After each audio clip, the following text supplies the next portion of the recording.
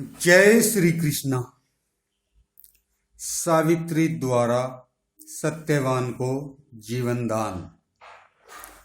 जब बहुत दिन बीत गए तो अंत में वह समय भी आ ही गया जिस दिन की सत्यवान मरने वाला था। सावित्री एक एक दिन गिनती रहती थी और उसके हृदय में नारद जी का वचन सदा ही बना रहता था। जब उसने देखा कि अब इन्हें चौथे दिन मरना है तो उसने 3 दिन का व्रत धारण किया और वह रात दिन स्थिर होकर बैठी रही। कल पतिदेव के प्राण प्रयाण करेंगे, इस चिंता में सावित्री ने बैठे बैठे ही वह रात बिताई। दूसरे दिन यह सोचकर कि आज ही वह दिन है, उसने सूर्य देव के 4 हाथ ऊपर उठते उठते अपने सब आहनिक कृत्य समाप्त किए और प्रज्वलित अग्नि में आहुतियां दी। फिर सभी ब्राह्मण, बड़े बूढ़े, सास और ससुर को क्रम से प्रणाम कर संयम पूर्वक हाथ जोड़कर खड़ी रही। उस तपोवन में रहने वाले सभी तपस्वियों ने उसे अवैधव्य के सूचक शुभ आशीर्वाद दिए और सावित्री ने तपस्वियों की उस वाणी को ऐसा ही हो इस प्रकार ध्यान योग में स्थित होकर ग्रहण किया। इसी समय सत्यवान कंधे पर कुल्हाड़ी रखकर वन से समिधा लाने को तैयार हुआ। तब सावित्री ने कहा, आप अकेले न जाएं, मैं भी आपके साथ चलूंगी। सत्यवान ने कहा, प्रिय, तुम पहले कभी वन में गई नहीं हो, वन का रास्ता बड़ा कठिन होता है और तुम उपवास के कारण दुर्बल हो रही हो, फिर इस विकट मार्ग में पैदल ही कैसे चलोगी? सावित्री बोली, उपवास के कारण मुझे किसी प्रकार की शिथिलता या थकान नहीं है, चलने के लिए मन में बहुत उत्साह है, इसलिए आप रोकिए मत। सत्यवान ने कहा, यदि तुम्हें चलने का उत्साह है तो मैं तो जो तुम्हें अच्छा लगे करने को तैयार हूं, किंतु तुम माताजी और पिताजी से भी आज्ञा ले लो। तब सावित्री ने अपने सास ससुर को प्रणाम करके कहा, मेरे स्वामी फलादि लाने के लिए वन में जा रहे हैं, यदि सास जी और ससुर जी आज्ञा दे तो आज मैं भी इनके साथ जाना चाहती हूँ। इस पर दुमतसेन ने कहा, जब से पिता के कन्यादान करने पर सावित्री बहू बनकर हमारे आश्रम में रह रही है, तब से मुझे इसके किसी भी बात के लिए याचना करने का स्मरण नहीं है, अतः आज इसकी इच्छा अवश्य पूरी होनी चाहिए। अच्छा बेटी, तू जा, मार्ग में सत्यवान की संभाल रखना। इस प्रकार सास ससुर की आज्ञा पाकर यशस्विनी सावित्री अपने पतिदेव के साथ चल दी। वह ऊपर से तो हंसती सी जान पड़ती थी, किंतु उसके हृदय में दुख की ज्वाला धधक रही थी। वीर सत्यवान ने पहले तो अपनी पत्नी के सहित फल बीनकर एक टोकरी भर ली और फिर वह लकड़ियां काटने लगा। लकड़ी काटते काटते परिश्रम के कारण उसे पसीना आ गया और इसी से उसके सिर में दर्द होने लगा। इस प्रकार श्रम से पीड़ित होकर उसने सावित्री के पास जाकर कहा, प्रिय, आज लकड़ी काटने के परिश्रम से मेरे सिर में दर्द होने लगा है तथा सारे अंगों में और हृदय में भी दाहसा होता है। मुझे शरीर कुछ अस्वस्थ सा जान पड़ता है और ऐसा मालूम होता है कि मानो मेरे सिर में कोई बर्छी छेद रहा है। कल्याणी, अब मैं सोना चाहता हूं, बैठने की मुझ में शक्ति नहीं है।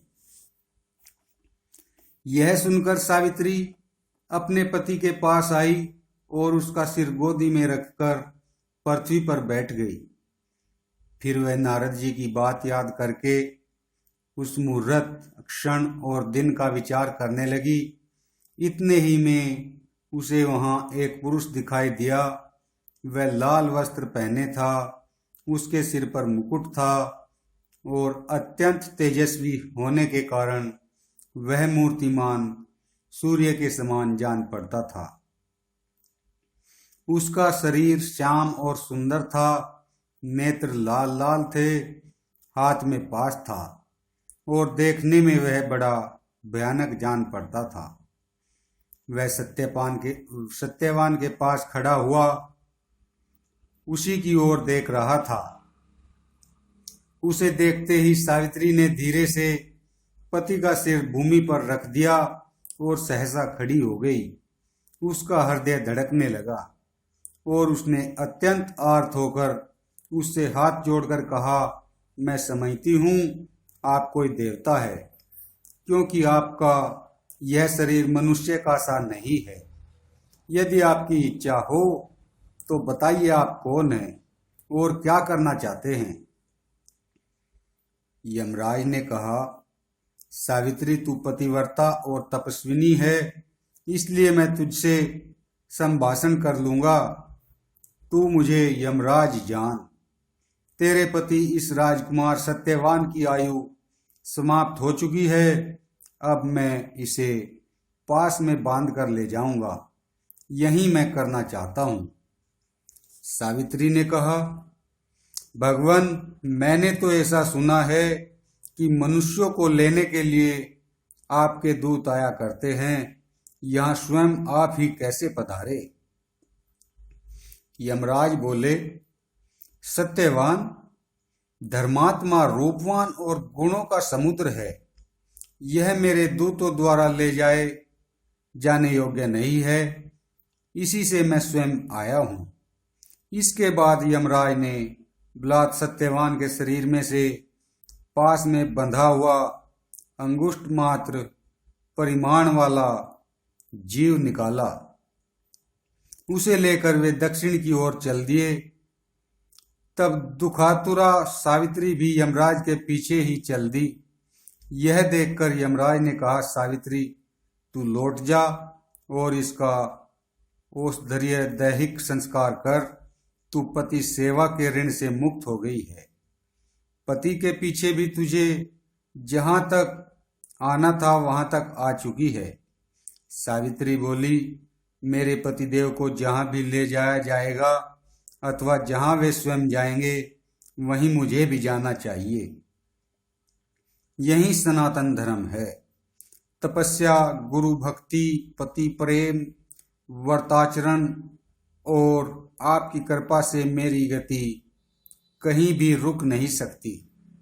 यमराज बोले, सावित्री तेरी स्वर, अक्षर, व्यंजन और युक्तियों से युक्त बात सुनकर मैं बहुत प्रसन्न हूँ।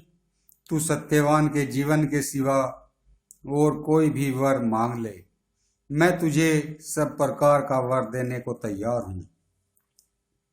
सावित्री ने कहा, मेरे ससुर राज्य भ्रष्ट होकर वन में रहने लगे हैं और उनकी आंखें भी जाती रही है, सो वे आपकी कृपा से नेत्र प्राप्त करें, बलवान हो जाएं और अग्नि तथा सूर्य के समान तेजस्वी हो जाए। यमराज बोले, साध्वी सावित्री मैं तुझे यह वर देता हूँ। तूने जैसा कहा है वैसा ही होगा। तू मार्ग चलने से शिथिल सी जान पड़ती है, अब तू लौट जा, जिससे तुझे विशेष थकान न हो। सावित्री ने कहा, पतिदेव के समीप रहते हुए मुझे श्रम कैसे हो सकता है। यहाँ मेरे प्राणनाथ रहेंगे, वहीं मेरा निश्चल आश्रम होगा। देवेश्वर, जहाँ आप पतिदेव को ले जा रहे हैं वहाँ मेरी भी गति होनी चाहिए। इसके सिवा मेरी एक बात और सुनिए, सत्पुरुषों का तो एक बार का समागम भी अत्यंत अभिष्ट होता है, उससे भी बढ़कर उनके साथ प्रेम हो जाना है। सत्समागम निष्फल कभी नहीं होता, अतः सर्वदा सत्पुरुषों के ही साथ रहना चाहिए। तब यमराज बोले, सावित्री, तूने जो हित की बात कही है वह मेरे मन को बड़ी ही प्रिय जान पड़ी है। उससे विद्वानों को भी बुद्धि का विकास होगा। अतः इस सत्यवान के जीवन के सिवा तू कोई भी दूसरा वर मांग ले। सावित्री ने कहा, पहले मेरे मतिमान ससुर जी का जो राज्य छीन लिया गया है वह उन्हें स्वयं ही प्राप्त हो जाए और वे अपने धर्म का त्याग न करें। यदि मैं आपसे दूसरा वर मांगती हूँ। यमराज बोले, राजा द्युमत्सेन शीघ्र ही अपने आप राज्य प्राप्त करेंगे और वे अपने धर्म का भी त्याग नहीं करेंगे। अब तेरी इच्छा पूरी हो गई, तू लौट जा, जिससे तुझे व्यर्थ शर्म न हो। तब सावित्री ने कहा, देव, इस सारी प्रजा का आप नियम से संयम करते हैं और उसका नियमन करके उसे अभिष्ट फल भी देते हैं। इसी से आप यम नाम से विख्यात है। अतः मैं जो बात कहती हूँ उसे सुनिए। मेरे मन, वचन और कर्म से समस्त प्राणियों के प्रति अद्रोह सब पर कृपा करना और दान देना, यह सत्पुरुषों का सनातन धर्म है। और इस प्रकार का तो प्राय यह सभी लोग है। सभी मनुष्य अपनी शक्ति के अनुसार कोमलता का बर्ताव करते हैं, किंतु जो सत्पुरुष है वे तो अपने पास आए शत्रुओं पर भी दया करते हैं। यमराज बोले, कल्याणी, प्यासे आदमी को जैसे जल पाकर आनंद होता है, तेरी यह बात वैसी ही प्रिय लगने वाली है। इस सत्यवान के जीवन के सिवा तो फिर कोई अभिष्ट वर मांग ले। सावित्री ने कहा, मेरे पिता राजा अश्वपति पुत्रहीन है। उनके अपने कुल की वृद्धि करने वाले 100 ओरस पुत्र हो। यह मैं तीसरा वर मांगती हूँ।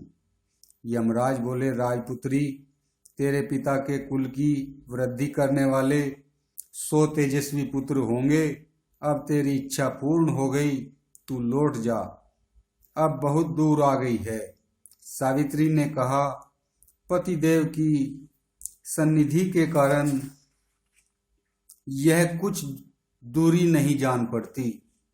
मेरा मन तो बहुत दूर दूर की दौड़ लगाता है। अतः अब मैं जो बात कहती हूँ उसे भी सुनने की कृपा करे। आप विवस्वान सूर्य के प्रतापी पुत्र हैं, इसलिए पंडित जन आपको वैवस्वत कहते हैं। आप शत्रु मित्र आदि के भेदभाव को छोड़कर सबका समान रूप से न्याय करते हैं।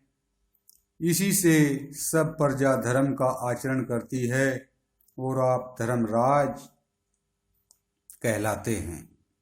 इसके सिवा मनुष्य सत्पुरुषों का जैसा विश्वास करता है वैसा अपना भी नहीं करता, इसलिए वह सबसे ज्यादा सत्पुरुषों में ही प्रेम करना चाहता है। और विश्वास सभी जीवों को सुहृदता के कारण हुआ करता है। अतः सुहृदता की अधिकता के कारण ही सब लोग संतों में विशेष रूप से विश्वास किया करते हैं। यमराज बोले, सुंदरी, तूने जैसी बात कही है वैसी मैंने तेरे सिवा और किसी के मुंह से नहीं सुनी। इससे मैं बहुत प्रसन्न हूँ। तू इस सत्यवान के जीवन के सिवा कोई भी चौथा वर मांग ले और यहाँ से लौट जा। सावित्री ने कहा, मेरे सत्यवान के द्वारा कुल की वृद्धि करने वाले बड़े बलवान और पराक्रमी 100 ओरस पुत्र हो, यह मैं चौथा वर मांगती हूँ।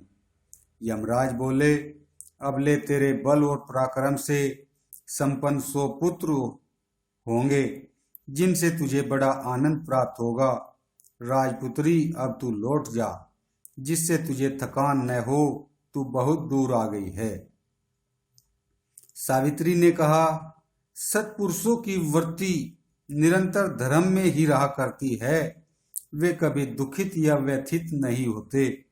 सत्पुरुषों के साथ जो सत्पुरुषों का समागम होता है वह कभी निष्फल नहीं होता और संतों से संतों को कभी भय नहीं होता।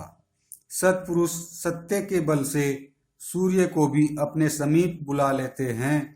वे अपने तप के प्रभाव से पृथ्वी को धारण किए हुए है। संत ही भूत और भविष्यत के आधार है। उनके बीच में रहकर सत्पुरुषों को कभी खेद नहीं होता। यह सनातन सदाचार सत्पुरुषों द्वारा सेवित है। ऐसा जानकर सत्पुरुष परोपकार करते हैं और प्रत्युपकार की ओर कभी दृष्टि नहीं डालते। यमराज बोले, पतिव्रते, जैसे जैसे तू मुझे गंभीर अर्थ से युक्त एवं चित्त को प्रिय लगने वाली धर्मानुकूल बातें सुनाती जाती है, वैसे वैसे ही तेरे प्रति मेरी अधिकाधिक श्रद्धा होती जाती है। अब तू मुझसे कोई अनुपम वर मांग ले। सावित्री ने कहा, हे मानद, आपने जो मुझे पुत्र प्राप्ति का वर दिया है वह बिना दाम्पत्य धर्म के पूर्ण नहीं हो सकता। अतः अब मैं यही वर मांगती हूँ कि ये सत्यवान जीवित हो जाए। इससे आप ही का वचन सत्य होगा, क्योंकि पति के बिना तो मैं मौत के मुख में ही पड़ी हुई हूँ। पति के बिना मुझे कैसा ही सुख मिले, मुझे उसकी इच्छा नहीं है। पति के बिना मुझे स्वर्ग की भी कामना नहीं है। पति के बिना यदि लक्ष्मी आवे तो मुझे उसकी भी आवश्यकता नहीं है, तथा पति के बिना तो मैं जीवित रहना भी नहीं चाहती। आप ही ने मुझे 100 पुत्र होने का वर दिया है और फिर भी आप मेरे पतिदेव को लिए जा रहे हैं।